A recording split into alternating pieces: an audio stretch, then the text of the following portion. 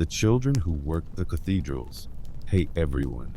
Tonight, we're leaving the palaces behind. No kings, no queens, at least not the kind who wore crowns. Instead, we're going down to the ground, to the stone, to the slow, heavy heartbeat of the Middle Ages, the building sites where heaven was constructed by hand. So if you're already in bed, get comfortable, maybe dim the lights. You won't need them where we're going.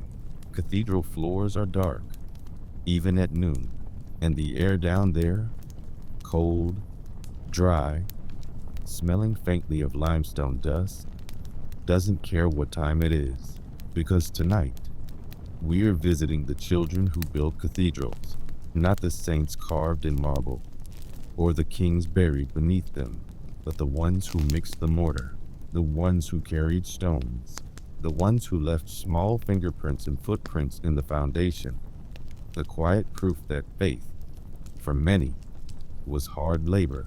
Cathedrals are strange things.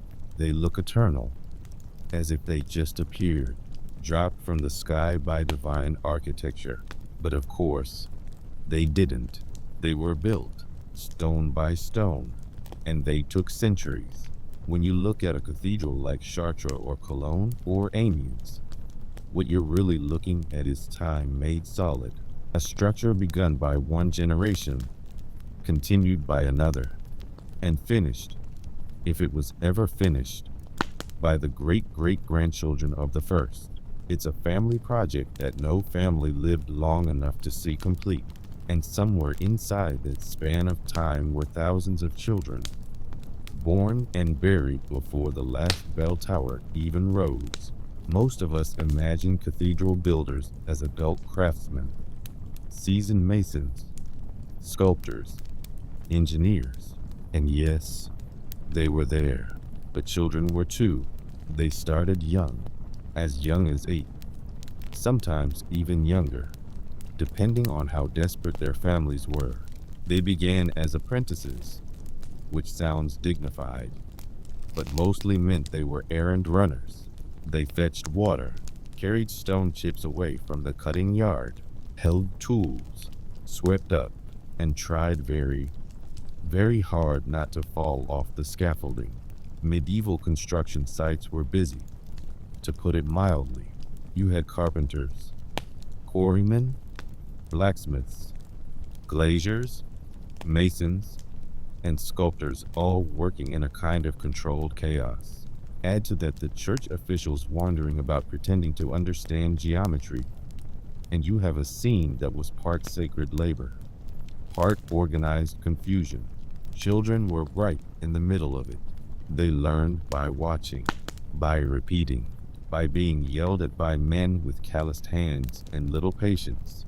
And slowly, over years, they became skilled enough to carve a leaf, or an animal, or a saint's hand. Their work is still there, tucked into the corners of cathedrals. Small figures with big eyes and awkward proportions, practice carvings, or jokes, sometimes both. Some even carved their own faces into the stone. Hidden among the angels and grotesques are little smirking faces, uneven, human, unmistakably young. It's strangely touching, really. A medieval teenager, 500 years ago, sneaking his own likeness into God's architecture, a quiet act of rebellion that outlived him by half a millennium. The building site was its own world. One chronicler called the construction of Amiens Cathedral a city within a city. There were food stalls, workshops for glass, iron, and wood, temporary lodgings for the workers and their families, and tucked somewhere between the noise and the dust, small dormitories for apprentices. Some slept on straw, some under the scaffolding itself. If it rained, they were wet. If it snowed, they were cold.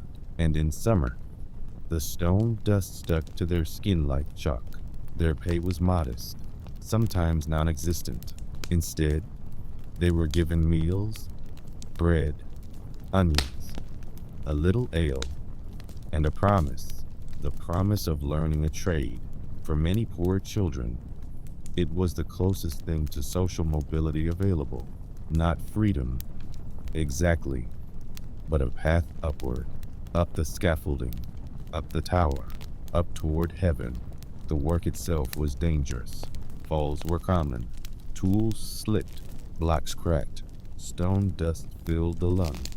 By middle age, if they lived that long, many masons had chronic coughs and twisted fingers. But in a time when most peasants never traveled more than a few miles from home, a cathedral site offered something else, a sense of belonging to something immense, something permanent. The irony, of course, is that these cathedrals, monuments to divine power and eternal glory, were built by the smallest, poorest, and most fragile hands in Europe. The church would call it devotion. We might call it exploitation. The truth probably lies somewhere in between. And then there were the guilds. The guild system was meant to keep things organized. Each trade, carpentry, masonry, glassmaking, had its own guild with rules, apprenticeships, and rituals. Masons, in particular, guarded their secrets like treasure. Their geometry, proportions, and building techniques were passed down only to the initiated. Apprentices might spend a decade learning before being allowed to carve anything more complicated than a flower. It's why so many masons saw themselves not just as craftsmen, but as part of a spiritual order. Building a cathedral wasn't just work, it was worship. Of course, the church made sure to remind them who they were working for.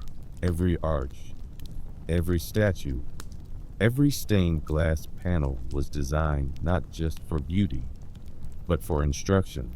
Cathedrals were the PowerPoint presentations of the Middle Ages, colorful, towering reminders that God was very big and you were very small. Still, there's something quietly profound about it.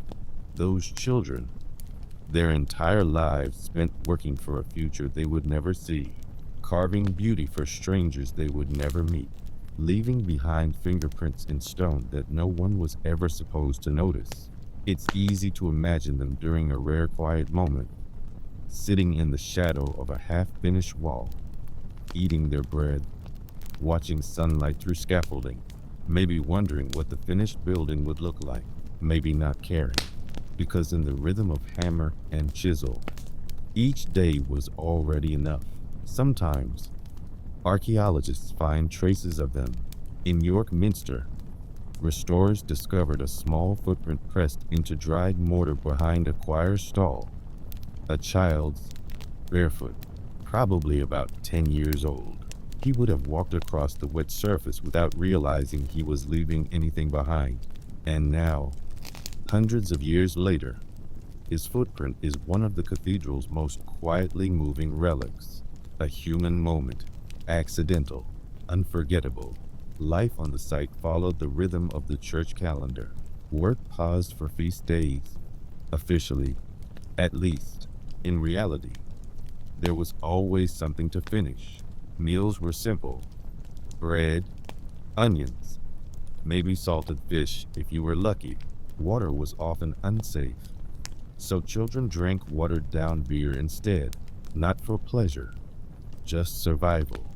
And at night, they prayed, not because they were particularly devout, but because in a world where a falling stone could end your life, it was best to stay on God's good side. Choir boys were another kind of cathedral child. Their lives were less physical, but no less demanding. They sang for hours, in Latin they didn't understand, under the watchful eyes of strict choir masters. Discipline was firm. Wrong notes meant punishment. In winter, they sang through cold breath and numb fingers. When their voices changed, most were simply dismissed, their usefulness over. One bishop called choir boys necessary instruments, like bells, which is beautiful in the bleakest possible way. The children who built and sang in cathedrals were told their labor brought them closer to God. And maybe, in a sense, it did. Every stone they lifted became part of something greater, something that would outlast them. Their short lives translated into long-lasting beauty. It's hard not to admire that, because even in their anonymity, even in their exhaustion, they created light, literally, the stained glass that turned sunlight into color, the arches that pulled the eye upward. All of it depended on the invisible, ordinary people beneath, the children who hauled the water, the apprentices who chiseled the first imperfect angel, the nameless boy whose small footprint still rests behind the choir. So next time you step into a cathedral and tilt your head back, when the echo of footsteps vanishes into the stone vaults, try to imagine the noise it took to make that silence. The hammers, the saws, the laughter, the shouts, and somewhere in that imagined chaos, the voice of a child, singing softly or counting stones. Their work still stands. Their names do not. But maybe that's the closest thing to eternity any of us can hope for. Let's drift onward, then, to another story about silence, labor, and the strange shapes faith can take. The monks who forgot their vows. Hey everyone, if you're still awake, I'm impressed. You've just made it through cathedrals, child labor, and centuries of stone dust, which means you've probably earned a gentler story. Tonight, we're not building anything. We're retreating behind the walls. High, thick, cold walls, where men tried to escape the world and usually brought it in with them anyway. Because tonight, we're drifting into monasteries, into cloisters echoing with footsteps, candlelight flickering against stone, and prayers that probably sounded more sincere at dawn than at dusk. We like to imagine monks as serene, sitting quietly, writing in neat Latin, glowing faintly with holiness. And yes, a few probably were, but most were human. And that's where things get interesting. Not every monk was a saint. Some brewed too much ale. Some smuggled love letters. A few misplaced holy relics, which, rather suspiciously, reappeared later in local taverns. A miracle, perhaps, though not the kind Rome would have approved. Monastic life, in theory, was about simplicity and devotion. You gave up everything, family, possessions, even your name sometimes. You promised to obey, to be chaste, and to live without personal wealth. It sounds noble, doesn't it? Until you realize that the moment humans invent a rule, someone immediately starts looking for a loophole. Let's start with the Benedictines, the oldest and most influential order in medieval Europe. Their motto was Ora et Labora, pray and work. A beautiful idea, except that, over time, the work part got a little selective. Some Benedictine monks interpreted it as gardening or copying manuscripts. Others preferred supervising the people who did the actual labor. A few interpreted work as sampling the monastery's ale for quality assurance extensively. Because here's the thing, medieval monasteries brewed a lot of beer. In some regions, they were the best brewers around. Water was often unsafe to drink, so even monasteries relied on ale for daily hydration. It wasn't always strong, but some monks got a bit too devoted to the brewing process. Visitors occasionally wrote of joyful monks who greeted them at the gate smelling faintly like a brewery. One abbot from the 13th century complained that his monks spend more time in the cellar than in the chapel, which, to be fair, may have been the most honest act of devotion in the building. Then there were the vows of chastity, a delicate topic, yes, but an unavoidable one, because while monks swore off women, The medieval countryside did not. Villages often surrounded monasteries, and the lines between sacred and secular were porous. Letters survive, intercepted love notes, written by monks to local women. They're clumsy and sweet, full of guilt and Latin grammar mistakes. One, from a monk in Burgundy, reads, "I cannot pray, for I think of you." Another simply says, "Forgive me, for I dream of your hair." You almost want to give them points for effort. Of course, not all were discreet. In 1281, a Cistercian abbot was accused of fathering 4 children with a farmer's wife. He claimed divine misunderstanding. The bishop called it something less poetic. In one particularly scandalous monastery in northern Italy gained a reputation for hosting private vigils that were, in fact, very public parties. Eventually, the Pope had to intervene. He didn't close the monastery. He just sent a strongly worded letter. Medieval church discipline, it turns out, was surprisingly bureaucratic. Still, most monks weren't scandalous, just bored. Monastic life was long, repetitive, and quiet. You woke before dawn. You prayed. You ate, worked, prayed again, ate again, and then, you guessed it, prayed some more. For men who entered young, often against their will, it could feel like a lifetime of silence punctuated only by mealtime.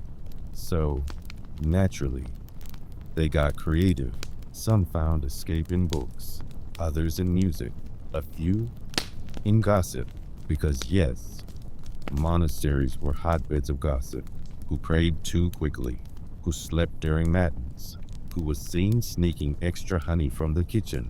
Imagine hundreds of men confined together for decades, and you'll understand why medieval monastic records sometimes read like early reality television. Then there were the relics, the sacred remains of saints, which every good monastery wanted. Relics attracted pilgrims, and pilgrims brought donations. The problem was, there weren't enough saints to go around, so competition got fierce and creative. One monk claimed to have acquired the feather of the Archangel Gabriel.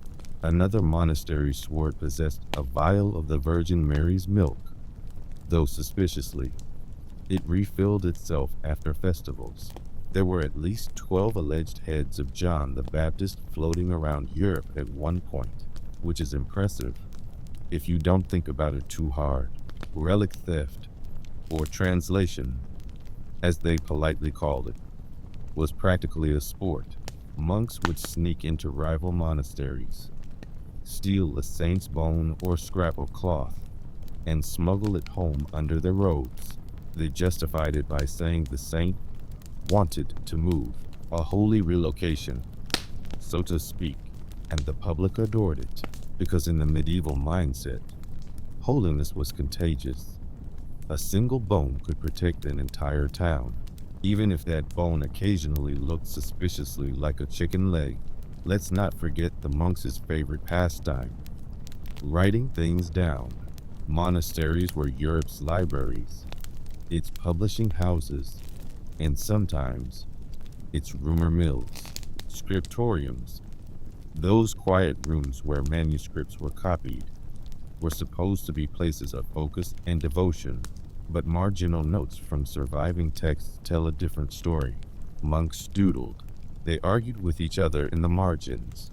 They complained about the cold, the ink, and their supervisors. One Irish scribe from the 9th century wrote, "The ink is bad, the parchment is thin, and my hand is tired." Another simply added, "Oh, my hand." Relatable, even across 12 centuries. And then there's the cat. A famous manuscript from around the year 1420 contains a paw print. A cat had walked across the fresh ink. Next to it, the monk wrote a short note of despair in Latin. "Cursed be the pest that made this stain." It's perhaps the most human sentence ever written by a monk. Food, too, was a constant struggle. The rules called for simplicity: fish, bread, vegetables. But again, interpretation varied. Some monasteries developed reputations for lavish meals, roasted meats, imported spices, even wine cellars that would make a noble jealous. The abbot of St. Albans was once scolded for eating swans, a delicacy reserved for royalty. He replied that they were a gift from God's own river, a perfectly pious loophole.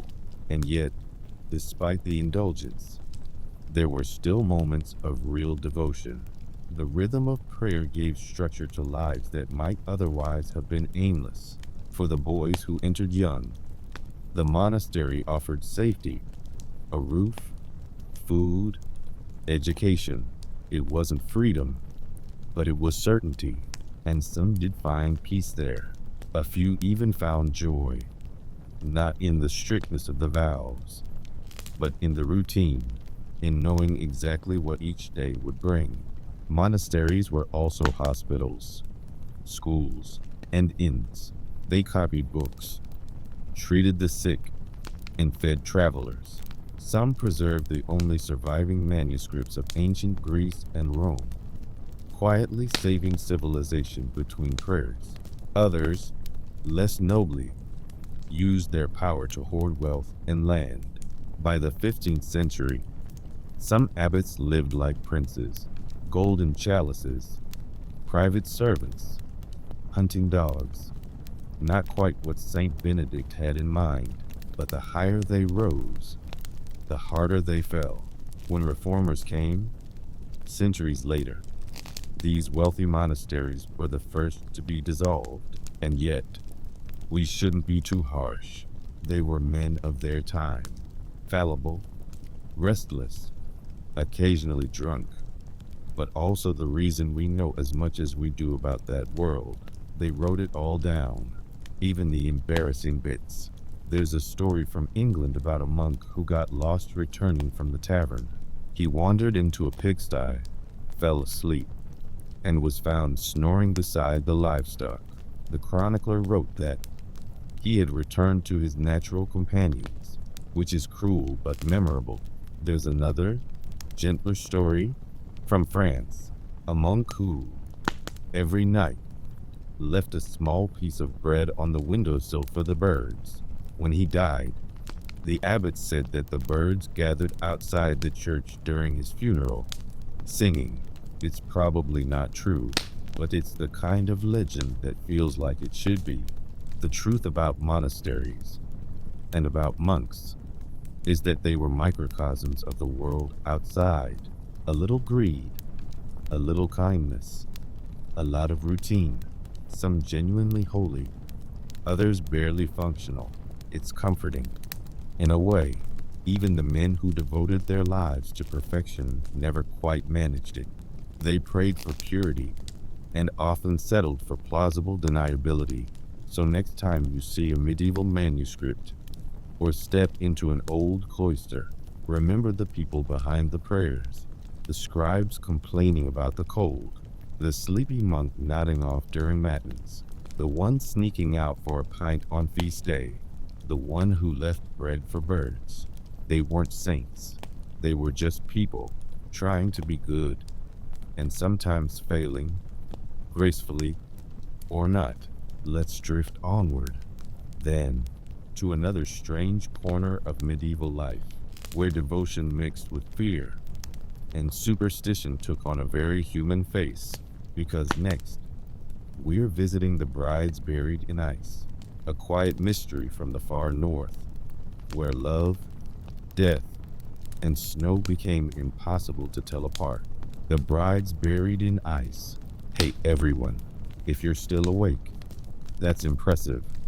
Or maybe you're just pretending. Either way, you've survived cathedrals and monasteries, which means you've earned something a little quieter, something cold. Tonight, we're heading north, far north, where the sun forgets to rise in winter, and the snow remembers everything. It's a strange, still corner of the medieval world, Scandinavia, Russia, the frozen edges of Europe. There, long before romance novels and wedding planners, there was a different kind of bridal story. Not all of them happy. Some of them ended in ice. You see, medieval people loved a good ritual. Birth, marriage, death, all carefully choreographed. And in the coldest parts of Europe, those rituals blended together. A wedding could be a prelude to burial. A funeral could resemble a feast. And a bride, dressed in her finest linen, might also be prepared for the grave.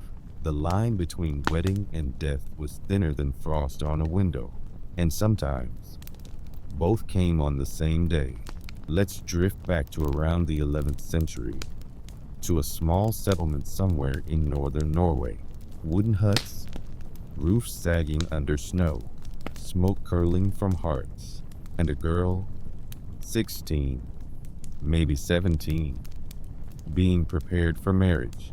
Her name is lost, as they usually are, but the traces of her life remain, buried in ice, discovered 1,000 years later by archaeologists. They found her in a shallow grave near a staid church, wrapped in a bridal veil, hands folded, hair braided neatly. Next to her was a ring, and beside that, a set of delicate silver clasps, likely meant for a wedding dress. No signs of violence, just stillness.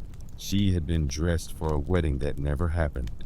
Or, as some suggested, she was buried as a bride, given to her groom in death instead of life. It sounds tragic, and it probably was, but to her community, it was also meaningful. They believed marriage was sacred, and that even death shouldn't rob someone of it. So if a bride died before her wedding day, they completed the ritual, a quiet ceremony, witnessed by frost and grief. It wasn't common, but it wasn't unheard of. From Iceland to the Baltic, burial records show women dressed as brides, with veils, jewelry, and even bridal crowns. Some were placed beside their fiancés, who had died around the same time. Others were buried alone, as if the union continued beyond breath. For the living, it was a way to make sense of loss. For the dead, well, who can say? The medieval world didn't separate life and death neatly. The living spoke to the dead, left food for them, even dreamed of them. So a bridal burial wasn't macabre. It was an act of continuity, a promise kept, in spite of everything. There's another case, from Sweden. The remains of a young woman found near Lake Siljan. She was buried with a garland of withered flowers, her hands still clutching a sprig of myrtle. The soil was mixed with ash, perhaps from a burned house, or perhaps symbolic, a gesture of purification. Local legend said she died of sorrow before the wedding, which probably meant heartbreak or possibly hypothermia. The medieval climate didn't make fine distinctions, and it wasn't just brides. There are stories of grooms too, men who died suddenly, whose fiancés insisted on marrying them anyway. One 14th century account from Finland describes a young woman who stood beside her lover's coffin, reciting her vows aloud. She placed a ring on his stiffened finger and declared herself his wife. The priest reportedly wept, not for the romance, but for the paperwork that followed. Medieval Europe took vows seriously. Marriage wasn't just social, it was spiritual, a binding contract before God. Breaking it was sinful, so was leaving it unfinished. And for those who believed that the afterlife mirrored the mortal world, an unwed spirit might wander forever, cold, searching for the partner who never came. Of course, folklore has a way of making everything worse. In some regions, people believe that dying unwed, especially as a woman, left your soul restless. You might return as a white lady, haunting crossroads or frozen lakes, still wearing your wedding dress. Eternal brides, forever waiting, sometimes mourned, sometimes feared, always tragic, always pale. The church didn't love these stories, but it tolerated them, mostly because everyone else did. People needed explanations for loss, and she became a spirit in white was oddly comforting. It turned grief into a kind of poetry, and yet, not every icy bride was innocent. Some legends tell of women who froze to death out of pride or defiance. A Danish ballad tells of a noble woman who refused every suitor until she was cursed. She would never find warmth again. She was found months later, perfectly preserved in ice, her bridal crown still on her head. They said she'd married the frost. Romantic, in a terrible sort of way. Archaeologists, of course, have less poetic explanations. Permafrost preserves bodies remarkably well. A woman buried in frozen ground might look untouched even centuries later, her skin pale, her clothes intact. When these remains were found, locals often mistook them for sleeping maidens.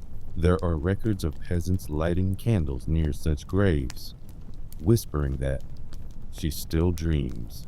Science hadn't arrived yet. Only wonder. There's a quiet irony here. For centuries, women like these, the brides buried in ice, were seen as symbols of purity and devotion. But really, their stories reveal something else. How much control the community, and especially the church, had over the female body. Even in death, a woman could not be simply herself. She had to be a bride, a symbol, a story. Her identity was written by others, sealed with frost. Still, some found small ways to resist. In a 13th century chronicle from Novgorod, there's a strange note about a girl who refused the veil. Apparently, she had been promised to a wealthy man she despised. On the eve of the wedding, she vanished and was found later, alive, living in a convent under a different name. The writer calls her obstinate, which, in medieval terms, is high praise. Sometimes I think about the other women who didn't escape, the ones who stood in their thin linen gowns in midwinter, walking to the church with frost on their lashes, the ones who smiled politely at grooms twice their age, the ones who never made it home from that walk. Their footprints are gone, but their jewelry remains, tiny fragments of silver, still cold to the touch. And then there are the footprints, literal ones. At a dig site in Estonia, archaeologists found the impressions of 2 small feet in frozen mud near a burial mound. A girl, perhaps 10 or 12, had stepped there long ago, watching as an older sister was buried. When the snow came, her prints froze. When spring thawed, they disappeared. And then, centuries later, they returned, preserved in the soil, a sister's silent witness, held by the earth. There's something quietly beautiful about that. Even in the bleakest rituals, traces of tenderness survive. A hand folded carefully, a ribbon tied too tightly, a ring placed gently on a still finger. Acts of love, small and human, performed against the impossible. You can almost imagine the sound. Snow crunching under boots, voices muffled by cold, a priest murmuring prayers while his breath fogs in the air. A mother, tucking a strand of hair beneath her daughter's veil. A few tears that froze before they fell, and then silence. Always silence. If you visit those regions today, Norway, Finland, northern Russia, you can still find small chapels half buried in snow. Inside, the air is dry, the wood dark with age. Sometimes, a wedding crown still hangs on the wall, tarnished but whole. It's not decoration, it's memory. We like to think the past was simpler, that people accepted death more easily, but they didn't. They just made rituals to survive it. And for those who lost a daughter, a lover, a bride, those rituals mattered. They turned grief into something bearable, something that could be finished. And in the long winter, when the ground was too hard to dig and the nights too long to count, that was enough. So, the next time you see snow and it lies untouched, smooth and silent, remember that once it covered stories, some forgotten, some never told. The brides buried in ice are long gone, but their silence still speaks. It whispers of vows unfinished, of beauty mistaken for obedience, of warmth remembered in the cold.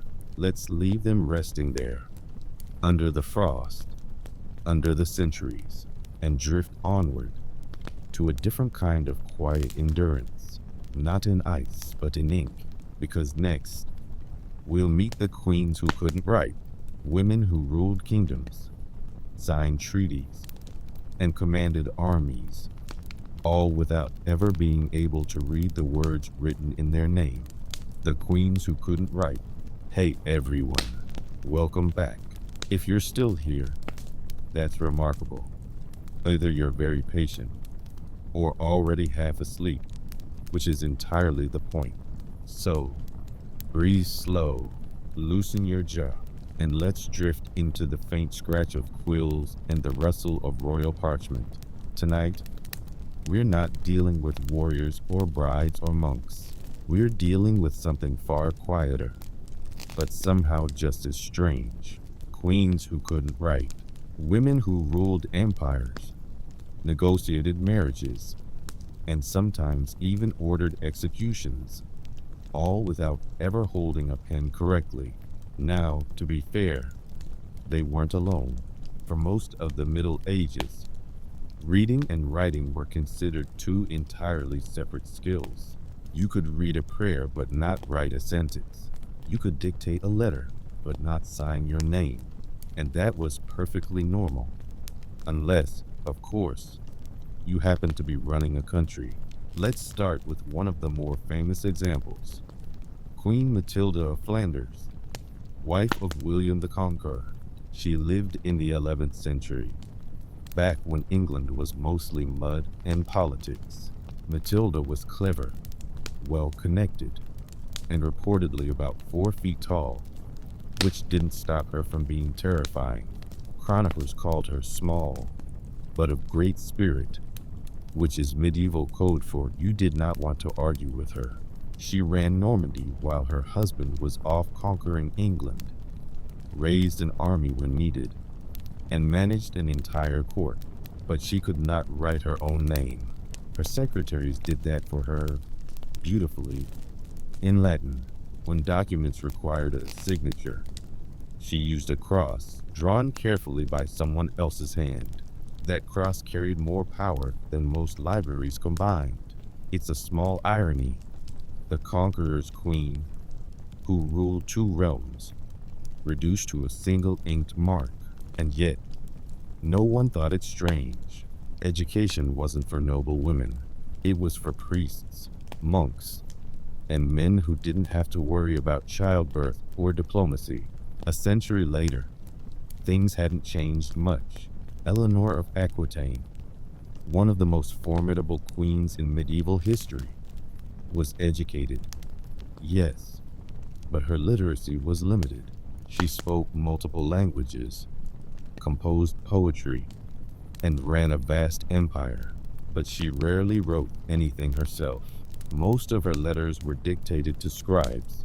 Her hand was more metaphorical than physical. It wasn't laziness, it was practicality. Ink was expensive, parchment more so, and handwriting, the medieval kind, required the patience of a saint. You didn't just dash off a note. You planned it, dictated it, sealed it with wax, and hoped the messenger didn't drop it in a river. And queens had other things to do. They had to arrange marriages, manage dowries, and occasionally hide from angry barons. The pen was a tool for clerks, not for royalty. Still, there's something oddly poetic about it. Powerful women ruling nations through the words of men, literally. Their voices filtered through ink they didn't control. Let's drift a little later, to the 15th century, to Margaret of Anjou, Queen of England during the Wars of the Roses. She could read, but she couldn't write fluently. Her letters are full of shaky signatures and inconsistent spelling, likely added by her secretary. And yet, she was one of the fiercest political figures of her time, leading armies, negotiating truces, even commanding troops in battle. Imagine her, armored and unflinching, giving orders she couldn't quite spell. It's a strangely comforting thought. Then there's Isabella of Castile, the woman who funded Columbus. Though we try not to hold that against her, Isabella learned to read religious texts, but her handwriting was legendarily awful. Her secretaries dreaded her attempts. One complained that her letters resembled the work of a restless chicken, a bold remark, though probably whispered very quietly. For much of her reign, Isabella's decrees were written by a small army of clerks. She approved them with a simple line, or occasionally, a badly drawn initial. And yet, those squiggles carried the weight of empires. They launched ships, legitimized wars, and redrew maps. Not bad for someone whose penmanship could frighten professional scribes. Of course, it's easy to laugh now, but the truth is, medieval queens didn't need to write. They had voices, and people whose job it was to capture those voices on parchment. Dictation was power. Scribes were loyal extensions of the crown. And if one made a mistake, well, that's what dungeons were for. Still, literacy had a kind of magic to it. The ability to write made words permanent, private, and personal. Without it, you were always mediated, always filtered. A letter dictated to a clerk wasn't entirely your own. It belonged partly to the person holding the quill, and for women trying to assert authority in male-dominated courts, that mattered. Let's drift to France, to the 14th century. A noblewoman named Jeanne de Navarre, queen, widow, and all-around political survivor, reportedly spent years pretending she could read Latin so that bishops would stop lecturing her. She nodded solemnly during readings, murmured agreement, and then had her maid explain the details later. It worked for decades. Honestly, an icon. But not every queen could fake it. Some were exposed, humiliated, or quietly sidelined. Court records mention queens who refused to read documents in public for modesty's sake, which was a polite way of saying, she has no idea what that says. Others claimed failing eyesight, and a few, with admirable audacity, simply said, that's what secretaries are for. Education for noble women improved slowly, very slowly. By the Renaissance, queens were expected to at least read scripture and sign their names. But even then, the line between educated and merely decorative remained blurry. Catherine de Medici, for instance, was well read but still relied heavily on male advisors for correspondence. Anne of Brittany, who married 2 French kings in succession, it's a long story, signed treaties she couldn't fully decipher. And Mary of Burgundy reportedly spent more time practicing her embroidery than her spelling, which, in fairness, was a safer investment. Of course, a few broke the pattern. Elizabeth I could write in 6 languages, often adding barbed Latin quotes to letters just to unsettle the men reading them. But she was the exception, a prodigy raised in the wake of the Renaissance. Her predecessors were luckier if they could recognize their own names in a charter. There's a quiet melancholy in that. Imagine being a queen, a symbol of divine authority, and still needing to ask your secretary what your own proclamation says. You rule by proxy, even over your own thoughts. And yet, there's another way to see it. These queens didn't lack intelligence. They simply operated in a world that valued the appearance of literacy more than the reality of it. So they adapted. They memorized speeches. They dictated letters with perfect composure. They learned when to feign ignorance and when to weaponize it. A queen who couldn't write could still play dumb in a room full of men and hear more than anyone realized. A royal smile could cover a great deal of strategy. Power, after all, doesn't always need ink. Sometimes it only needs timing. There's a story, probably apocryphal, but worth telling, about a medieval queen who received a letter filled with insults from a rival duke. She couldn't read it, so she asked her scribe to do it aloud. When he hesitated, unsure how to phrase the vulgar parts, she stopped him and said, "If he dared to write it, I dared to hear it." Then she ordered the letter burned and invited the duke to dinner. The next day, he mysteriously fell ill. Coincidence? Surely. So maybe literacy wasn't the only kind of intelligence worth having. The medieval court was built on performance, gestures, tone, symbolism. A queen's silence could carry as much meaning as her words, sometimes more.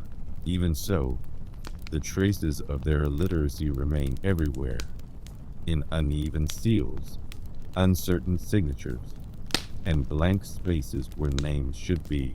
Each one a quiet reminder of how knowledge was rationed, who got to hold the pen, and who didn't.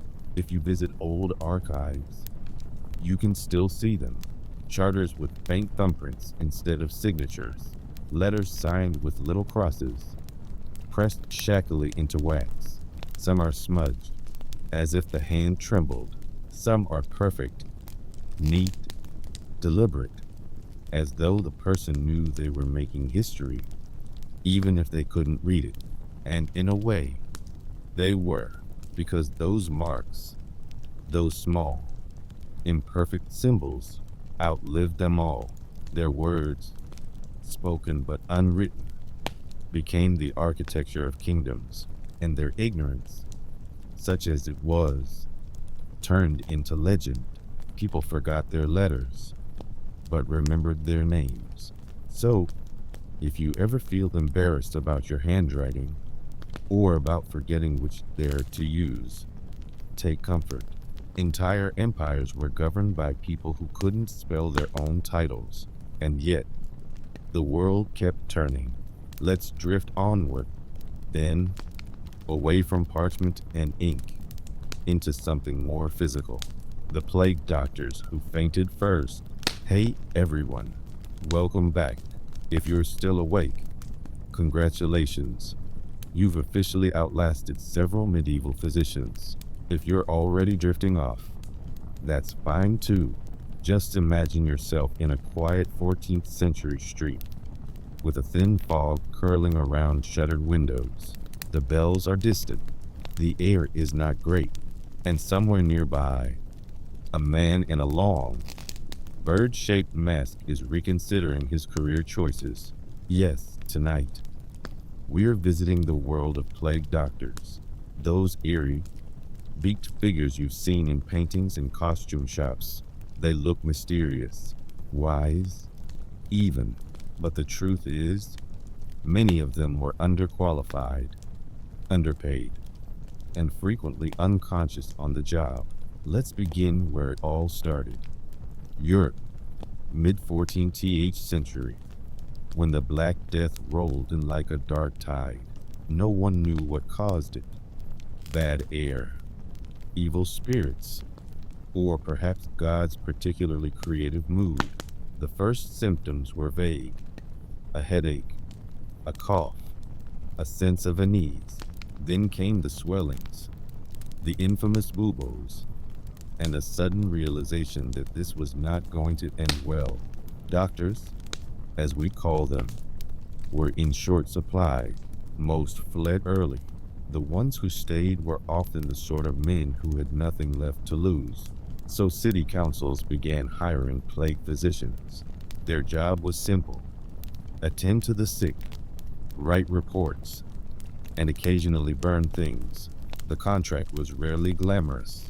You'd be paid a modest sum, assuming you survived long enough to collect it, and you were forbidden from fleeing town. Your patients, statistically speaking, would die. Your colleagues would die, and you, very likely, would too. A job for the brave or the desperate.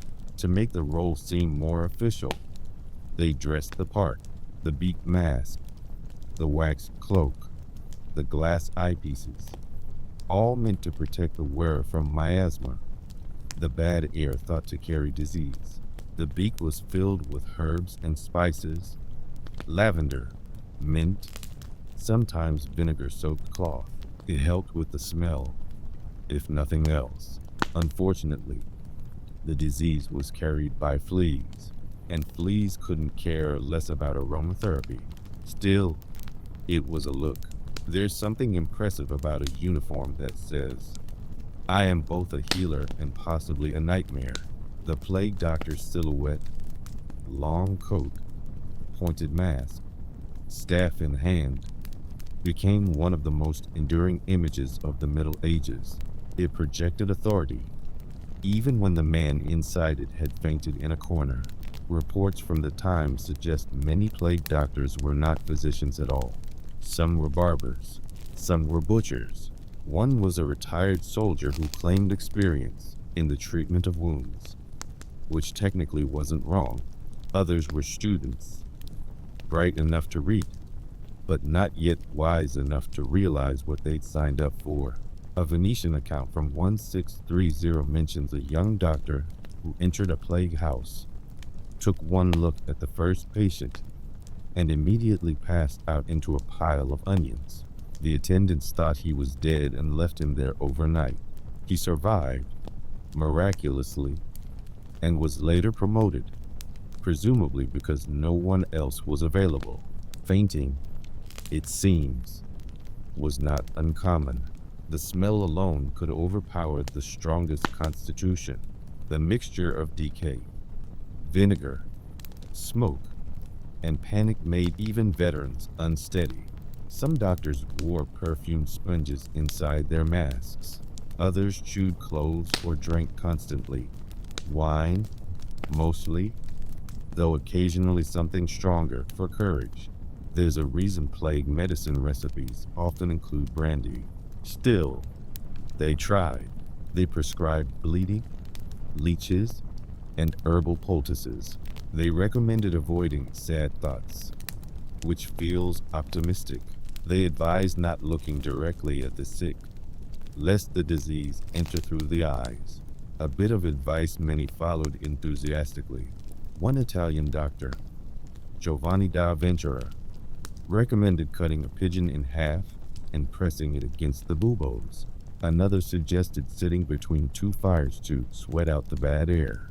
A third claimed eating crushed emeralds would help, though the cure often proved more fatal than the illness. It's hard to say whether anyone believed these methods worked, but when the alternative was nothing, even emerald paste began to sound reasonable. In their defense, these men lived in a world before microscopes, before bacteria, before germ theory. They were guessing, and guessing earnestly. Their failures weren't malicious, just tragically confident. And yet, some plague doctors became minor celebrities. Cities hired them to keep official death records. Their diaries, written in careful Latin, became grim catalogs of entire neighborhoods disappearing. One Parisian doctor counted the dead until he ran out of ink. He simply stopped mid-sentence. Others left small human touches, a note about a patient's favorite hymn, a remark that the weather had been unpleasantly damp. Even amid the horror, The tone was strangely bureaucratic, as if paperwork could keep the world from collapsing. Of course, not all plague doctors were so diligent. Some faked reports, pocketed fees, and vanished. There were imposters, men who stole the distinctive outfits to rob the dying. Imagine lying ill, seeing that iconic beak approaching, and realizing too late that it was there for your silverware. In one German town, officials grew suspicious when the local plague doctor never seemed to lose any patience or any sleep. They found him running a brisk side business selling forged death certificates. He escaped before they could arrest him, leaving only his mask behind. It's still in a museum somewhere, looking innocent. Others met more poetic ends.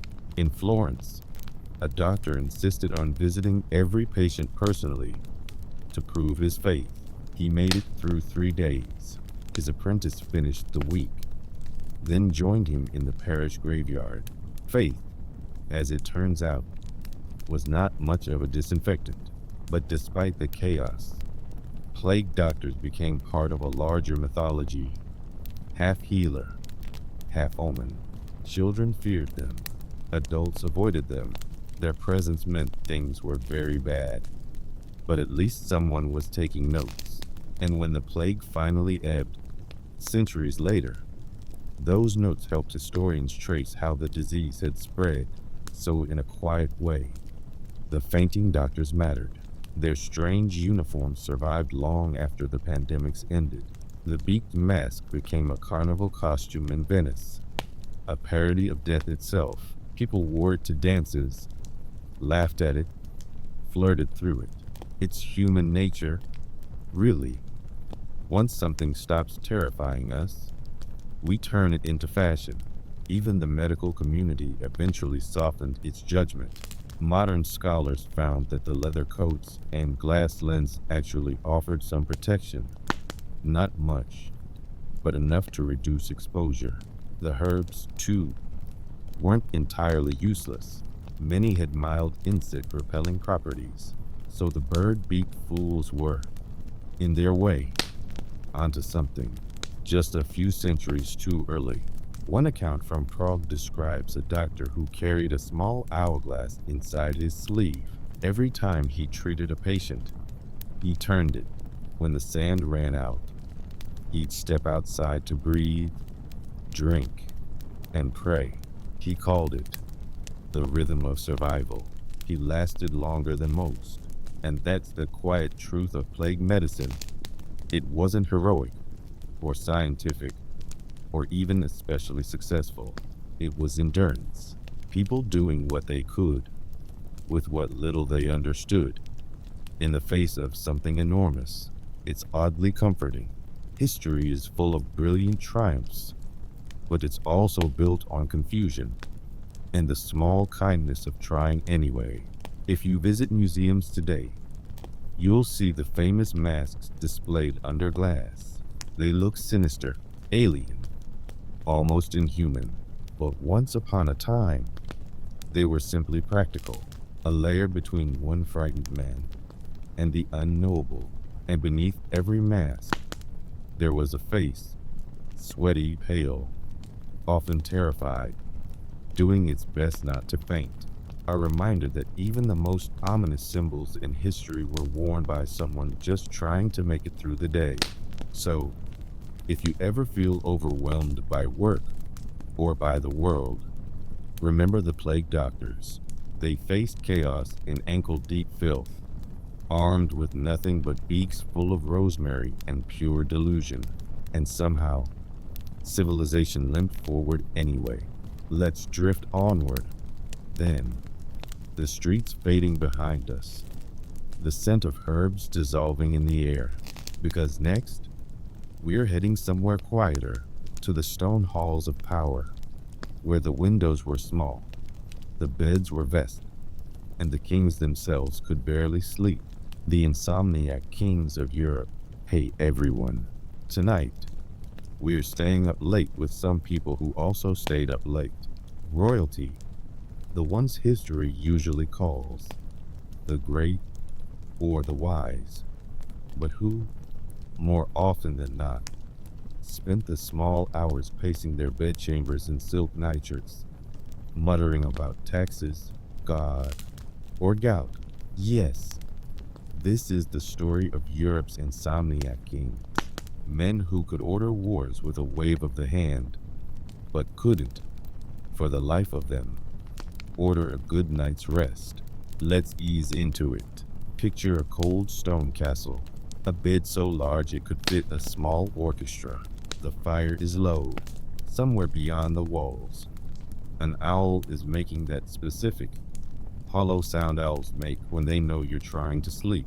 And there, under an embroidered canopy, lies a king, eyes open, thinking about everything and nothing, all at once. The royal burden of overthinking. It turns out insomnia was practically a royal tradition. From the Middle Ages through the Enlightenment, sleepless monarchs filled their diaries with complaints about restless spirits, wandering humors, and too much stew. Because when you live surrounded by advisors who lie, nobles who scheme, and tapestries that never stop staring, well, the mind wanders. Take Philip II of Spain, for instance, the most powerful ruler of the 16th century, and arguably one of its least well-rested. He ran an empire so vast that, as people like to say, the sun never set on it. Unfortunately, neither did Philip. He spent long nights scribbling marginal notes on documents, page after page, by candlelight. His handwriting grew smaller, almost microscopic. As his fatigue deepened, he micromanaged everything: naval plans, religious edicts, laundry lists. Historians have joked that the Spanish Armada was sunk by his insomnia before the English even touched it. He once wrote to a minister at 3 in the morning, "I cannot close my eyes for fear I have forgotten something." And that, right there, is the royal condition in a nutshell. Too much responsibility, too many ghosts. Henry VIII, sleepless in Tudor England, another famous insomniac. Henry VIII of England. Yes, the one with all the wives. He didn't sleep much either, which may explain a few things. Chronic leg ulcers, the sort of thing polite chroniclers described as unpleasant, made rest nearly impossible. He had special servants whose job was to wrap his legs at night and read aloud from theology books until he either fell asleep or demanded pie. Most nights, he did not fall asleep. The king's physicians tried everything: lavender pillows, sweet wine, even music. There's a record of Henry demanding a full choir at 2 in the morning because silence offended his humors. Naturally, everyone in the choir showed up. You don't say no to a king, even when he's wearing a nightcap and glaring at a lute. And like many sleepless people, Henry became irritable. He'd wake up groggy, blame someone, and sign a warrant or two before breakfast. The court learned to dread mornings. By afternoon, he'd cheer up, only to begin the cycle again. A reign built partly on political ambition and partly on very poor sleep hygiene. Charles VI, the mad and the restless. If we drift over to France, we find Charles VI, known, with a certain cruel irony, as Charles the Beloved, and later, Charles the Mad. Insomnia was one of his earliest symptoms. He'd lie awake for days, pacing the corridors, convinced his body was made of glass. He ordered special clothing lined with iron rods to protect his transparency. The courtiers humored him. You don't interrupt a king, even when he's explaining the physics of his imaginary glass thighs. His sleeplessness spiraled into hallucinations and paranoia. He forgot his wife. He forgot he was king, but he never forgot that he couldn't sleep. In a strange way, Insomnia became both cause and symptom, a feedback loop of exhaustion and madness. And through it, France stumbled from crisis to crisis, ruled by a man who hadn't had a decent night's rest in years. Frederick the Great, the night owl of Prussia. Across the centuries, Frederick the Great of Prussia took a different approach. He simply accepted that he was nocturnal. He wrote letters, essays, and flute compositions at 2 a.m., once remarking, "The world sleeps, and thus, for a few hours, it improves." Frederick despised mornings. He refused to hold meetings before noon, claiming the sun rises far too early for civilized men. His servants knew to leave food and ink by his bedside in case inspiration struck, or indigestion. He'd often compose letters to Voltaire between bouts of sleeplessness, combining philosophy, politics, and light complaints about his dogs. Insomnia, for Frederick, became a sort of creative fuel. He governed by night and mocked those who didn't. And yet, toward the end, even he admitted that a restless mind is a cruel master. Louis XIV, the Sun King who dreaded the dark. Now, let's return to France. The great Louis XIV, the Sun King himself, the man who made Versailles glow with mirrors and gold. He too feared the dark. Louis believed sleep was undignified, a small nightly surrender unworthy of divine monarchy. He scheduled elaborate coucher ceremonies for his bedtime routine, attended by dozens of courtiers.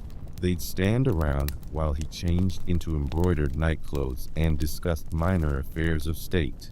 It was part ritual, part performance, and part group insomnia. He often dozed off mid-conversation, which everyone pretended not to notice. When he woke abruptly, sometimes minutes later, the courtiers would resume speaking as if nothing had happened. He once murmured, "The world is my dream," and half the room bowed as if he'd said something profound. In truth, Louis suffered from stomach pain, gout, and anxiety, the trifecta of royal sleeplessness. His doctors prescribed hot milk, prayers, and the occasional therapeutic enema, which, according to palace gossip, did nothing but make everyone else lose sleep. The irony is that the king who called himself the sun rarely saw it rise. He slept in fragments, drifting through candlelit nights in a haze of perfumes and politics. He was the light of Europe, and utterly exhausted. The price of too much power. If you notice a pattern, you're right. These weren't just men with insomnia. They were men crushed by constant awareness. Every decision, every secret, every worry about heirs, wars, and weather patterns lived rent-free in their minds. Sleep was a luxury they could command for others, but not for themselves. Their physicians spoke of disordered humors and restless vapors. Their confessors spoke of sin. Modern doctors might call it anxiety. Either way, it kept entire empires awake. And insomnia, of course, is contagious. Not medically, but emotionally. When the king couldn't sleep, neither could his servants. Palaces glowed through the night with candlelight. Courtiers whispered in corridors, waiting for the next royal summons. Whole bureaucracies became nocturnal, a royal bedtime that never worked. There were countless royal sleep remedies: warm wine with nutmeg, goat's milk, bells, chamber music, even prayer wheels. Charles V of France commissioned an enormous feather mattress stuffed with down from 200 geese of equal size. It was said to be so soft he had to be lifted out of it. He still didn't sleep. Another king demanded his favorite hounds lie beside him for comfort. The dogs snored. He did not. Catherine the Great once claimed the secret to rest was a clear conscience and a glass of vodka. Most of her contemporaries lacked at least one of those. The night thoughts of the powerful. There's something strangely human about all of this. The kings and emperors, gilded, perfumed, terrifying, staring at the ceiling just like the rest of us, thinking about their mistakes, regretting the things they said at dinner, wondering if anyone actually liked them. In the silence, stripped of ceremony, they were just people, lonely, restless, occasionally gassy people, lying awake in rooms too big for comfort. And in the end, perhaps that's why so many of them wrote letters at night. They weren't ruling, they were talking to themselves, trying to stay company until dawn. Some wrote poetry, some prayed. One king, whose name is lost, reportedly spent his nights writing apologies to his dead brother and burning them in the hearth. He said it helped him sleep. It probably didn't. Drifting toward the end. So when you picture a royal bedchamber, velvet curtains, golden candlesticks, embroidered linens, remember that much of history happened there in the dark, between yawns and anxious thoughts. Empires decided in sleepless moments, edicts signed by bleary eyes, wars declared by men who hadn't slept in 2 days. Maybe that's comforting, in a way. The idea that even the most powerful couldn't escape the small human curse of being awake too long. And maybe, as we drift toward our own dreams, we can take a lesson from them, to let go of the crown for a while, to stop rehearsing the day, to trust that the world, for a few hours at least, will keep turning without us. So close your eyes, if you haven't already. The kings are finally asleep. The candles burn low, and the castle settles into silence. Because next time we're leaving the palaces behind, we'll drift instead to the lost medieval kitchens, where sleep-deprived cooks waged quiet wars with spoiled meat, impossible menus, and angry nobles. History's first victims of the dinner rush. Good night.